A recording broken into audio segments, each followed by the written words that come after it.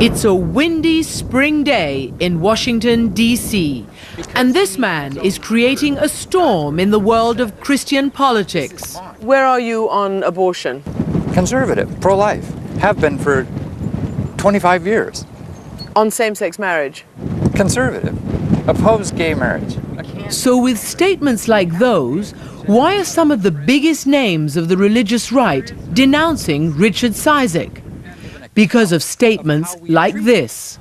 And in fact, God's own word says, I, God, will judge those, destroy those who destroy the earth.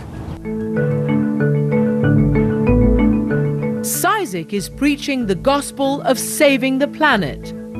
It's biblical environmentalism. It's biblical.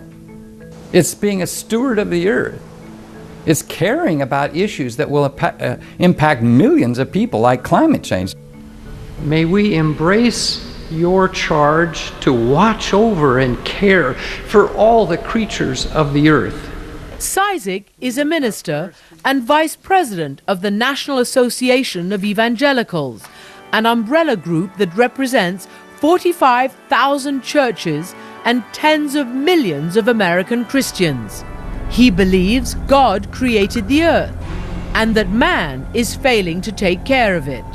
Cizik calls his crusade creation care. There's a reason why Jesus refers to hell in the New Testament as Gehenna. Gehenna was a garbage heap outside Jerusalem, so we as evangelicals don't want to turn this earth into a garbage heap, a hell on earth. Cizik became an environmental activist reluctantly. He was invited to a conference on climate change in England in 2002. Not expecting to be moved by what he would hear. I'm listening to the best scientists in the world assembled at Oxford present science that says the planet is at risk, and I'm literally having the scales come off my eyes. You're saying it's the science that led you to this conclusion, whereas some of your fellow evangelicals, those who criticize your position, say it's precisely the science and their suspicion of science which caused them to doubt and to reject what you're doing. Yeah, because historically evangelicals have reasoned like this.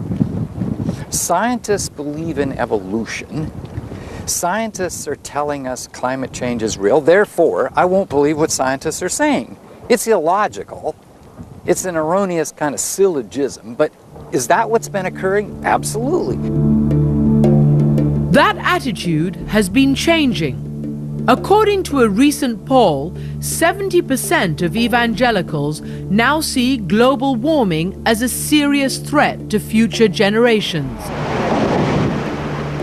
But listen to the late Jerry Falwell, who thought the jury was still out on global warming.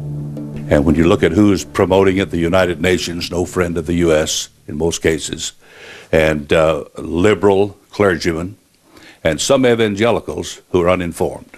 By uninformed, he meant the likes of Richard Cizik. And sure enough, 25 other prominent evangelical leaders have called for Cizik's resignation. They accuse him of using global warming to, quote, shift the emphasis away from the great moral issues of our time, notably the sanctity of human life, the integrity of marriage, and the teaching of sexual abstinence and morality to our children. Evangelicals are saying Cizik calls protecting the environment a great moral issue today. they say, oh, Rich Cizik is singularly responsible, they say, for redefining evangelicalism away from being a social and political conservative movement. And I'm saying, now wait just a minute. Since when has evangelical been defined by a political term or an economic term? It's primarily a theological term. And this falls into the rubric of theology? Oh, absolutely. And if they are defining it politically or economically, they are heretics, ultimately, in my opinion. And in You're the saying minds, they're heretics? They're the heretics, oh, absolutely. What's at stake is the direction of the conservative Christian voting bloc in America, a group that isn't the monolith it's often portrayed to be. There's a lot of diversity there. John Green is a senior fellow at the Pew Forum on Religion and Public Life. That's not all evangelicals, and it's certainly not all Christians in the United States, many of whom have a much more moderate agenda, and some of whom actually have strongly liberal positions on a variety of issues. In the past 2 presidential elections, conservative Christians were among President Bush's strongest supporters, and voting trends suggest they will remain predominantly Republican in the near term. An association that's been political gospel since Jerry Falwell founded the Moral Majority. But even that is not written in stone. And it may very well be that in the future, if social issues become less prominent, that other questions such as the environment and economic issues will lead evangelicals to vote more Democratic than they have in the past. Cizik says he's not trying to convert Republicans into Democrats, just to convince them of what he believes to be at the center of God's agenda, saving the earth. He told us to do that, to watch over and care for it, right in the book of Genesis, right there. Up next, a family who believes American culture is so harmful to their children, they had to step out of it. Where do you start for your little A? And later,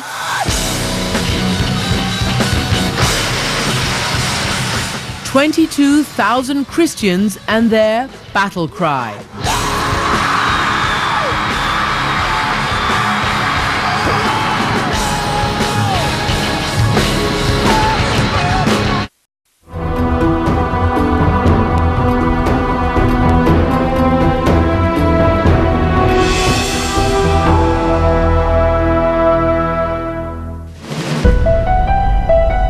From Washington State to Washington, D.C., we have met people who believe their faith compels them to change American culture and politics.